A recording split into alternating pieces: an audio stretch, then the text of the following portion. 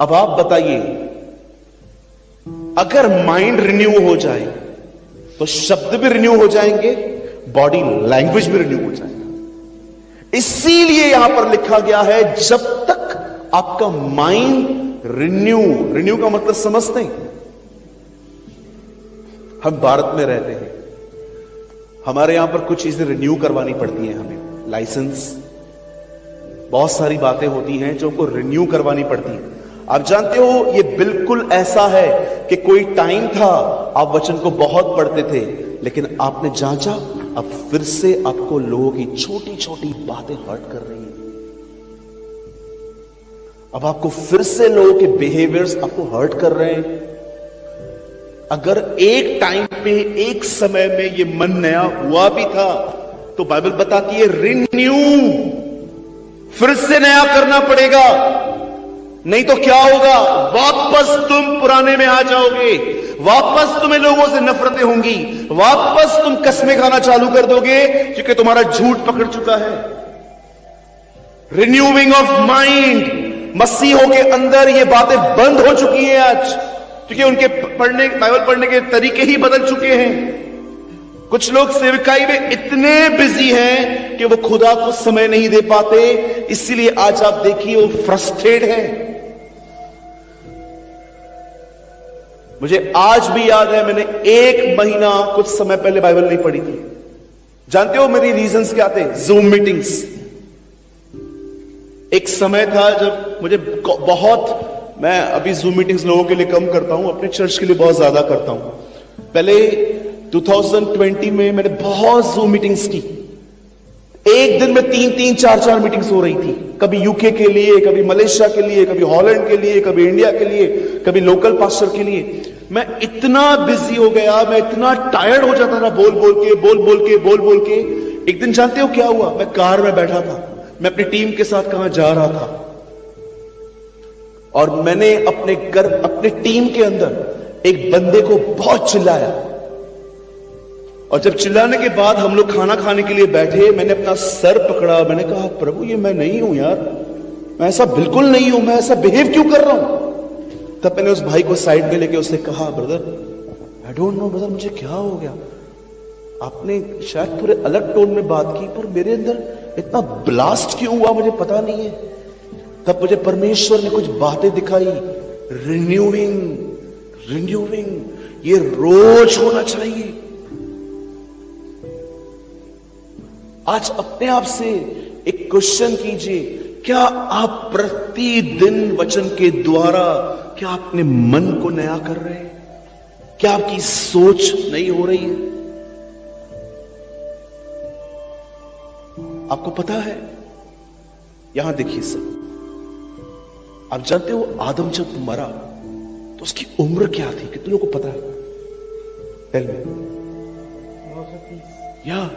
930 साल। आप समझते हो, अगर 300 सालों में भी आप उससे मिलते और आप उसको कहते यार 300 साल कहते, हाँ अभी यंग हूं मैं, ये तो बहुत बड़ी जिंदगी है मेरी।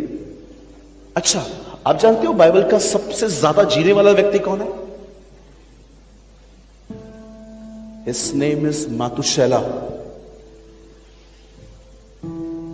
आप जानते हो वो हनोक का बेटा था। 976 या 969, दोनों में से एक एज है उसकी। आई थिंक 969 है। आप जानते हो इब्राहिम कितने साल जी? 175। आप जानते हो लेमेक कितने साल जिया? क्या आपको ये पता है हमारे अर्ली फादर्स कितनी लंबी जिंदगी जी के गए? 800 साल, 900 साल, 500 साल तो उन दोनों में नॉर्मल चीज थी। हनोक 365 साल प्रभु के साथ चला, 300 साल 65 साल में खुदावन से मिला वो। अब आप मुझे बताइए, यहां देखिए कितनी उम्र बची है आज।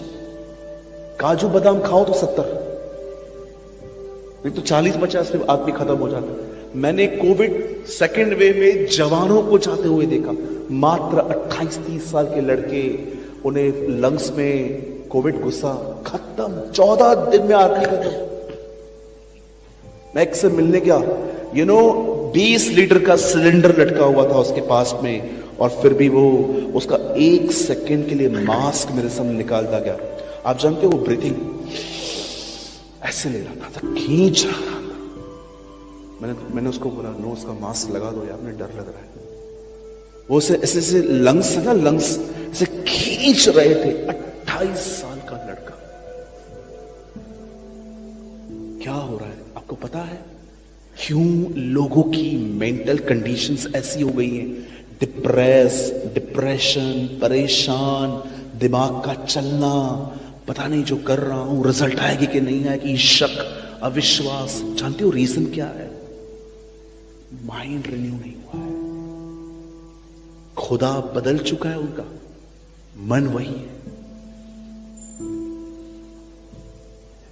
अगर आप सच में मुझे फॉलो करते हो ना यूट्यूब पे, कहां पर भी, तो मैं आपको एक बात कहना चाहता हूं। मैं नाश्ता, चाय बाद में लेता हूं, मैं सबसे पहले वर्ड कंज्यूम करता हूं। मैं हर दिन, आज इतनी ठंड में भी, मैं जब मॉर्निंग में उठा, मुझे उठने को नहीं हो रहा था। मैं कल रात को 3 बजे सोया क्योंकि मुझे बहुत काम था।